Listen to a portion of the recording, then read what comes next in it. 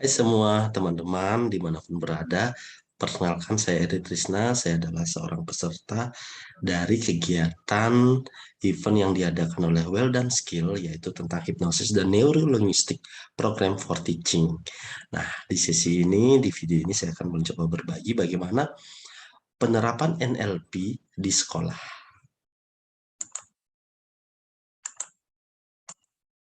Nah, NLP sendiri itu adalah singkatan dari Neuro Linguistic Program for Teaching. Nah, karena saya seorang guru, saya memfokuskan bagaimana memanfaatkan atau menggunakan NLP ini di dalam pembelajaran di kelas. Kita ketahui bahwa teaching itu merupakan sebuah proses interaksi yang tidak sederhana. Kenapa dibilang tidak sederhana? Meskipun dia hanya terjadi dua arah, yaitu antara murid dengan guru, tetapi di dalamnya ada sebuah interaksi yang benar-benar mengupayakan agar anak-anak kita di kelas itu dapat belajar secara bermakna. Jadi apa yang dia pelajari dapat bermakna bagi dirinya untuk kehidupannya selanjutnya. Nah, bagaimana di dalamnya kita dapat mengajak anak-anak untuk ikut melakukan, kemudian merasakan apa yang terjadi di dalam pembelajaran. Nah, di era kali ini, pembelajaran itu tentu bersifat yang namanya student center. Artinya bagaimana pembelajaran itu memang mengutamakan kebutuhan murid. Sekali lagi tujuan dari pembelajaran itu adalah bagaimana menghasilkan murid sesuai dengan kodrat alam dan kodrat zamannya. Nah, keberhasilan belajar itu dipengaruhi oleh banyak aspek. Namun secara sederhana itu pengajaran itu dipengaruhi oleh dua, yaitu aspek eksternal pembelajar dan aspek internal dari pembelajar. Ragam aspek eksternal ini meliputi suhu ruangan, cuaca, aroma sosial budaya, ini meliputi tempat tinggal siswa, keamanan wilayah, dan lain-lain. Ini adalah aspek-aspek eksternal yang juga mempengaruhi dari keberhasilan pembelajaran. Yang kedua itu adalah aspek internal, meliputi semangat, kesehatan lahir maupun batin, kesadaran mengalami kondisi dan melakukan hal tertentu. Nah, sebagai seorang pembelajar, itu kita harus sadar bahwa posisi kita adalah pembelajar bagaimana menemani anak-anak kita untuk belajar. Ada satu hal yang harus disadari seorang guru bahwa sehebat apapun teknik pengajaran atau pendekatan pembelajaran yang kita terapkan, itu akan sia-sia jika siswa kita belum siap belajar. Jadi yang terpenting pula selain kita menyiapkan metode atau teknik, kita harus bisa menyiapkan siswa kita agar benar-benar mereka siap untuk belajar hari itu. Nah, bagaimana caranya? Every communication is hypnosis, Richard Blender.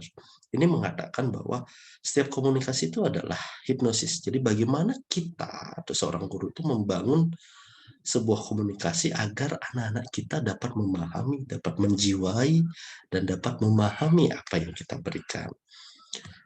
Nah, disinilah penting bagi seorang guru itu mengetahui critical area.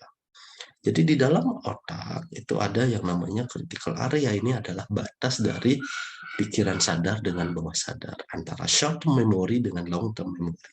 Bagaimana seorang guru dapat menemusnya agar apa yang kita sampaikan mampu tetap berada di long term memory. Nah, critical area ini memiliki fungsi sebagai filter informasi. Jadi apa yang diterima itu masuk ke pikiran sadar, kemudian difilter sebelum masuk ke pikiran bawah sadar.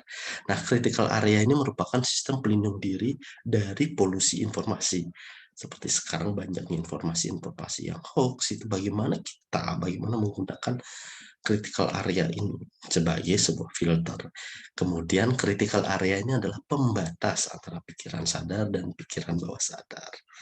Nah, tentu perlu diketahui bahwa prosentase pikiran sadar dengan bawah sadar itu ibarat gunung es, itu puncak yang terlihat itu adalah pikiran sadar. Kemudian bagian bawah yang tidak terlihat itu adalah pikiran bawah sadar. Dengan prosentase 12% pikiran sadar dan 88% pikiran bawah sadar. Bagi seorang guru itu harus bisa menembus critical area siswa karena subjek dari pendidikan saat ini itu adalah siswa. Bagaimana seorang guru itu bisa menembus ini. Nah, oleh karena itu, guru itu bisa atau penting melakukan relaksasi. Relaksasi meliputi suasana kelas, kemudian penampilan pengajar, kalimat pembuka atau opening dan scan setting.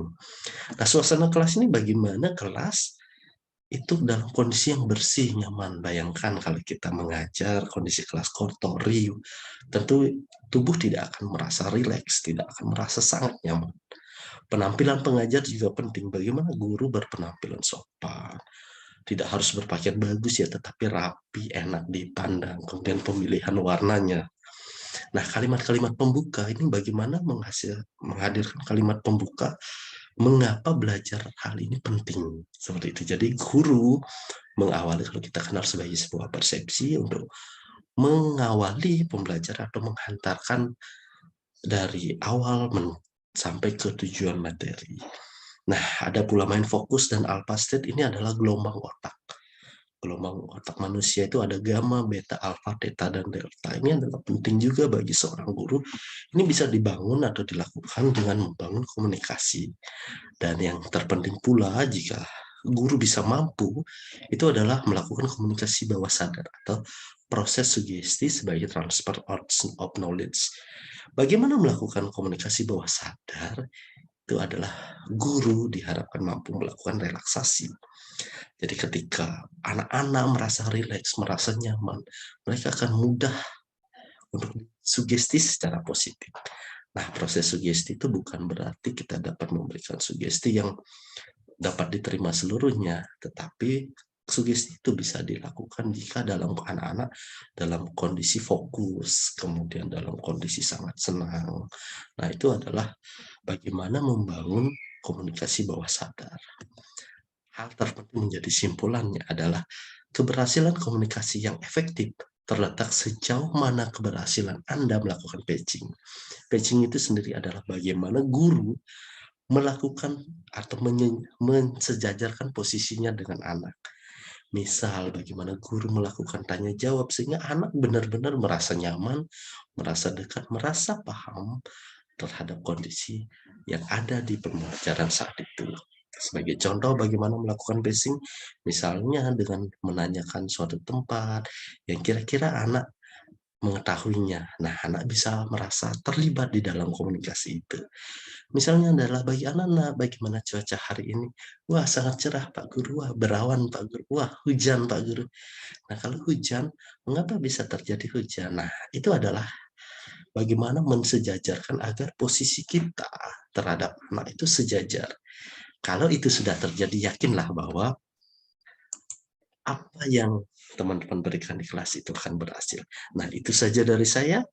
Selamat mencoba dan sampai jumpa.